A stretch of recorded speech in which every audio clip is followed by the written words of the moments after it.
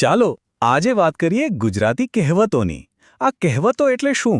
એ તો જાણે આપણા વડવાઓએ આપેલી નાની નાની જ્ઞાનની ગોળીઓ છે। ખાલી શબ્દો નહીં, પણ સદીઓના અનુભવનો સીધો સાદો સાર। આજે આપણે એવી જ કેટલીક જાણીતી કહેવતો અને એની પાછળ છુપાયેલા ઊંડા અર્થને સમજીશું। તો સૌથી મોટો સવાલ એ છે કે શું આ જૂની વાતો, આ કહેવતો આજના ફાસ્ટ ફોરવર્ડ જમાનામાં પણ એટલી જ કામની છે? શું એ આપણી નવી સમસ્યાઓનો ઉકેલ લાવી શકે છે? ચાલો આજે આ જ સવાલનો જવાબ શોધીએ। તો સૌથી પહેલાં વાત કરીએ પ્રયત્ન અને ધીરજની। કોઈ પણ સફળતા માટે આ બે ગુણ કેટલા જરૂરી છે એ તો આપણે સૌ જાણીએ છીએ, અને આપણી કહેવતો આ વાતને એકદમ સચોટ રીતે સમજાવે છે। આ કહેવતો આપણે બધાએ ક્યાંક ને ક્યાંક સાંભળી જશે। સીધો મતલબ છે કે એક એક કાંકરો ભેગો કરીને આખી દિવાલ કે પાળ બનાવી શકાય છે, પણ એની પાછળનો અસલી મર્મ ઘણો ઊંડો છે। અહીંયા સૌથી મહત્વનો શબ્દ છે સતત। આજે જેને આપણે કન્સિસ્ટન્સી કે એટોમિક હેબિટ્સ કહીએ છીએ, એ જ વાત આપણા વડવાઓ સદીઓથી કહેતા આવ્યા છે।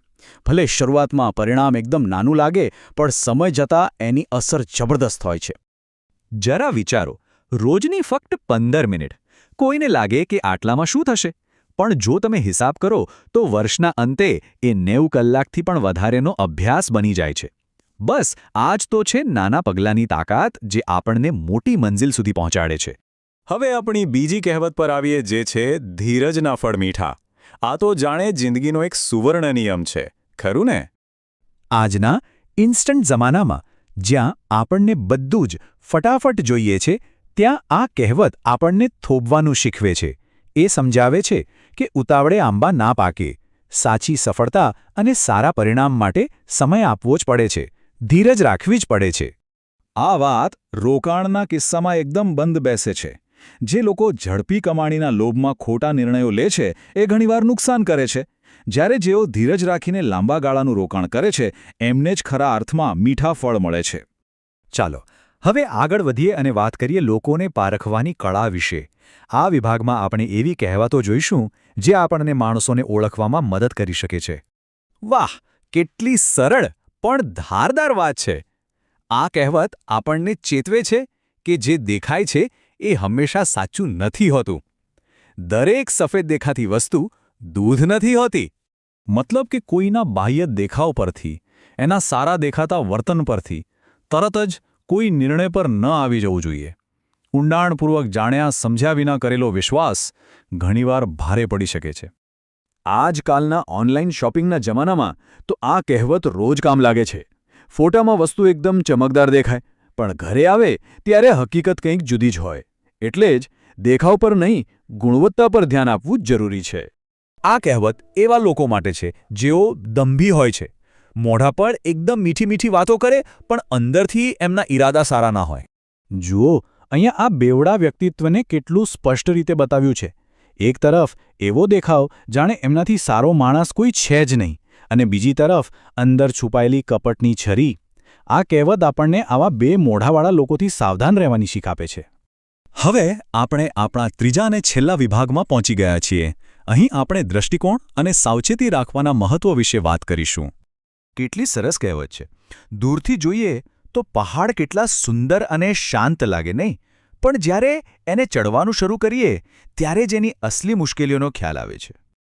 આનો અર્થ એ છે કે આપણે ઘણીવાર બીજાના જીવન કે પરિસ્થિતિને જોઈને વિચારીએ છીએ કે વાહ, આ કેટલું સરળ છે, પણ હકીકતમાં દરેક પરિસ્થિતિની પોતાની અલગ જ જટિલતાઓ અને પડકારો હોય છે, જે દૂરથી દેખાતા નથી। સોશિયલ મીડિયાના જમાનામાં તો આ કહેવત 100% સાચી પડે છે।